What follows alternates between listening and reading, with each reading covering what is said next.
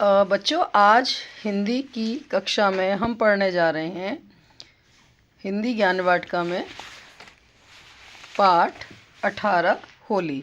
ये जो पाठ है ये आपकी फाइनल टर्म PT 4 के लिए है। ठीक है, चलिए तो अब इसको हम पढ़ना शुरू करेंगे।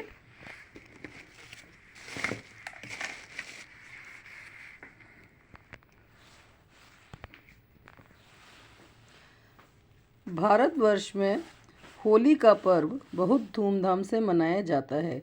होली रंगों का त्योहार है।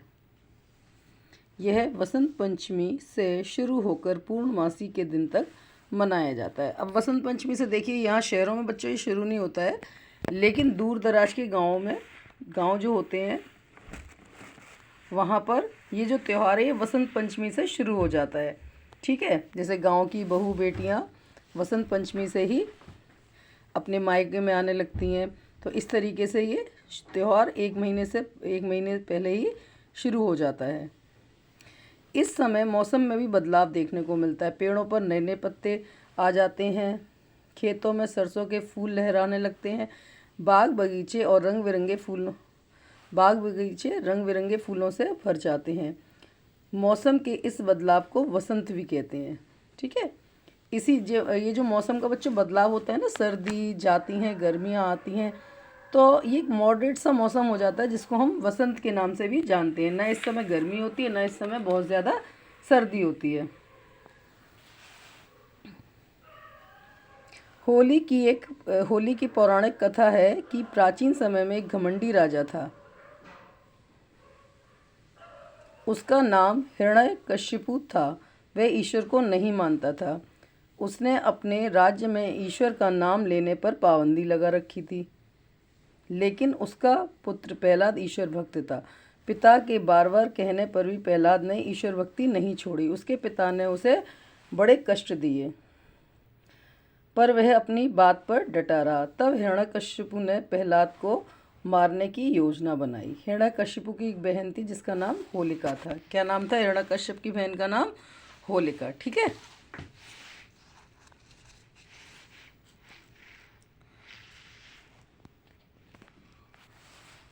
उसे आग में न जलने का वरदान था। हिरण्यकशिपु के कहने पे वह प्रहलाद को लेकर आग में बैठ गई। यानी कि क्योंकि हिरण्यकशिपु अपने बेटे को मारना चाहता था, इसीलिए उसने अपनी बहन से कहा कि वो आग में उसको लेकर बैठ जाए। पर भगवान की कृपा से प्रहलाद तो बच गया और होलिका जलकर मर गई। प्रहलाद के बच जाने की खुशी में ही लोग उस घटना को याद करने के लिए होली जलाते हैं। चौराहों और मैदानों पर लकड़ियों का ढेर लगा दिया जाता है, फिर उसकी पूजा की जाती है। आपने देखा होगा आपके गली मोहल्ले चौराहों पर क्या होता है कि लकड़ी का ढेर लगा दिया जाता है और फिर उसकी पूजा की जाती है, और रात के समय उसमें आग भी लगाई जाती है ना।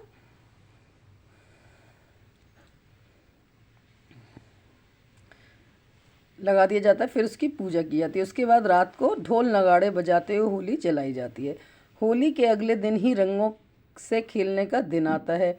इसे फाग भी कहते हैं। जिस दिन हम होली खेलते हैं ना, उसको हम फाग भी कहते हैं, और जनरल भाषा में उसको धूल भी कहते हैं।